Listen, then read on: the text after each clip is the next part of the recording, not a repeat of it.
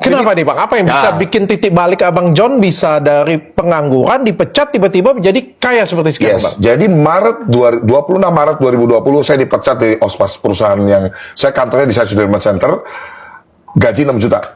Oke, dipecat gara-gara nanya potongan gaji 200.000, gara-gara gue telat fingerprint. Oke, saya marah sama bos saya. Pak Kunal, istri saya ini lagi hamil. Ini Bapak sudah gaji saya cuma 75%. 200.000 sangat berharga buat saya hari ini. Saya bilang, saya nggak punya tabungan. Saya hanya nungguin gaji dari perusahaan, saya bilang kan. Nah, pas dipecat itu saya nangis. Ya, saya nangis telepon istri saya, makanya saya bilang tadi wanita hebat di belakang laki-laki sukses. Istri saya telepon, gue udah ketakutan. Wah nanti gue udah malu-maluin, jangan-jangan tadi dia minta cerai dan lain. Enggak, dia cuma jawab apa? Ya udah Pak, gue udah nangis kenceng nih, dia cuma bilang ya udah Pak, cari kerja yang lain. Di situlah saya kayak disiram air di tengah siang bolong tuh, semangat lagi. Oh beneran Mama nggak marahin, nggak marah? Enggak, udah semangat kerja lagi Pak, cari kerja lagi. Jadi statement istri saya itu membangkitkan lagi mental saya. Nah, yang kedua saya telepon Pak Sabar. Pak Sabar itu saya kenal karena apa? Pak Sabar punya kantor virtual, foundernya High Five. Ya, kantor virtual foundernya High Five, kerjasama sama perusahaan saya yang lama itu. Jadi saya itu suka berteman. Patokannya dari kiai saya itu bilang, banyakin temen deh. Jadi, waktu saya kerja di OSPAS itu, di perusahaan marketplace itu, saya menjalin komunikasi dengan semua pemilik-pemiliknya. Ini, biar nyambung nih ya. Jadi, yang ownernya V-Office, Erwin, saya berteman. Ownernya CEO Suite, semua saya ajak berteman, Bu Nuke, dan lain-lain. Jadi workplace, semua saya ajakin berteman, saya punya kontaknya semua. Itu loh. Nah, ketika saya dipecat itu, saya telepon istri saya approve, gak marah. Pak Sabar saya telepon. Pak, nangis-nangis saya dipecat nih Pak.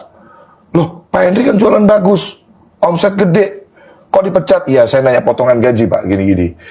Pak, saya mohon saya kerja sama Bapak, Pak. Istri saya lagi hamil. Pak Sabar jawab apa? Belum bisa, Pak. Saya kasih keputusan sekarang. Karena High Five ini yang punya 5 orang.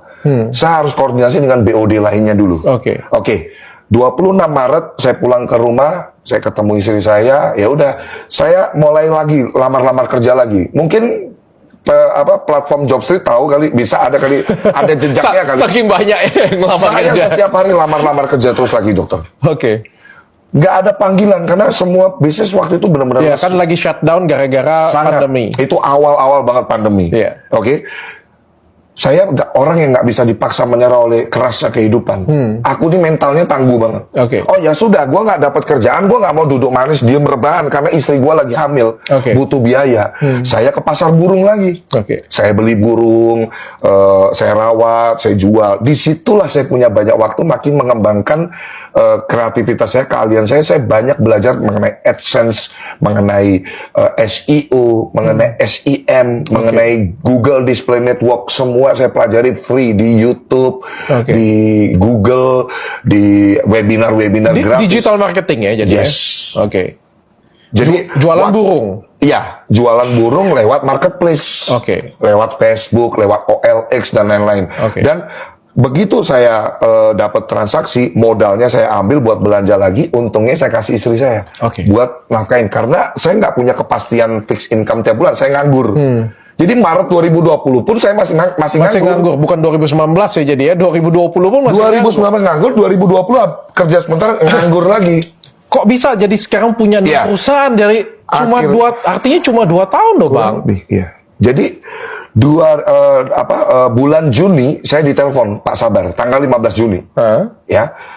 Pak, boleh ke Kelapa Gading, kontrakan saya di Tangerang. Akhirnya saya bawa istri saya, udah hamil 8 bulan tuh, udah siap lahiran tuh ya. Saya bawa istri saya ke sana. Pak Sabar, begitu saya lihat kantornya High Five, saya baru tahu karena selama ini saya belum pernah ke kantornya High Five di Kelapa Gading. Ya. Karyawannya kok 3 orang doang. Ya, kebanyakan orang akan berpikir ini masa depan suram bekerja di perusahaan seperti ini. Karyawannya 3. Tapi nggak tahu kenapa waktu itu saya melihat point of view yang berbeda. Karena saya pernah kerja di perusahaan besar sebesar Astra. Nah, begitu masuk di kantornya High Five yang kecil itu, saya melihat ini kesempatan saya untuk bekerja luar biasa di sini. Dan saya yakin, karena apa? Dulu saya kerja di Astra, kerja sebagus apapun, belum tentu kelihatan sama pimpinan kita, karena sistemnya udah bagus. Nah, di High Five ini, potensi saya, kalau saya kerja bagus, gampang kelihatan sama ownernya. That's why ditawarin gaji 4 juta, saya rundingkan sama istri saya, dibilang, daripada nganggur Pak, udah ambil aja. Kantornya jauh loh Mak, dari Tangerang ke Kelapa Gading. Ya nggak masalah, Pak.